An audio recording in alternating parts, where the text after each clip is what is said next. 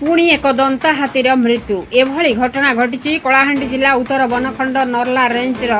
Kawardha section रे थिबा एक पोखरी पाखरी हाथीर मृत्यु 2-3 दिन पूर्व होइथिबा जଣା पडुतबा बेली हाथीर मुंड सहित देहर विभिन्न स्थान रे क्षतचिन्ह और पोको सालुआलु हेउथवा नजर को आसी निकटस्थ ग्रामवासी सूचना पाई कलाहांडी वन विभाग घटनास्थल में पहुंची अधिक तदंत जारी रखी वर्तमान अत्यधिक गरम जोगु नई नाल सुखी जाइथिबा बेले पानी अन्वेषण रे बुलुथुवा हाथीपल मध्यरु दुईटी दंता हाथी मध्य लड़ई हेबा फल एही घटना घटिथिबा कथा स्थानीय लोके कहथुवा बेले वन विभाग पदाधिकारी मध्य समान कथा कहउछन्ती तेबे प्रकृत घटना कोन ताहा हाथीर शव व्यवच्छेद परि जଣା पड़िबो। जगतराम साहू का रिपोर्ट मसीहा न्यूज।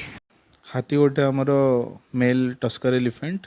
बयस पाखापाखि 15 हम कमड्डा सेक्शन नर्ला रेंज रे मृत्युवरण करिछि आउ आम पेट्रोलिंग टीम आज सकाळे ठाब करथिले आउ वर्तमान सुधा तो इन्वेस्टिगेशन कंप्लीट ही नहीं आम अंडर प्रोसीजर अच्छु किंतु प्राइमा फेसी जहाँ आम देखा पाऊँ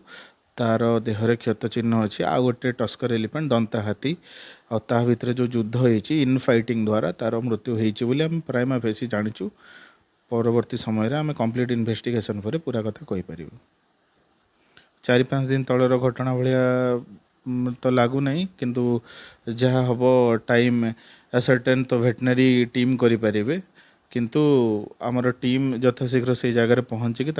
डिटेक्ट कर पेट्रोलिंग से जगार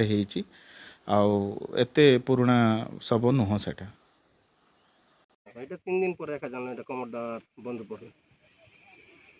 इे बोली बोला आसम शाक चुके आला बेल एका आम तार बासना शुणलु जे कुकुर गोटे मरीच बोलूँ बाकी आज रविवार आज देखी आला गोटे मरी आज्ञा इटा कमरडा बोले इटा मार लगे लगे कर पानी काजे इटा मरुचे तार कहाँ था तो आज्ञा हाथी मन मार लगे मरीचे केते बजे रात पता में कहाँ सरता आम 3 दिन पर देखी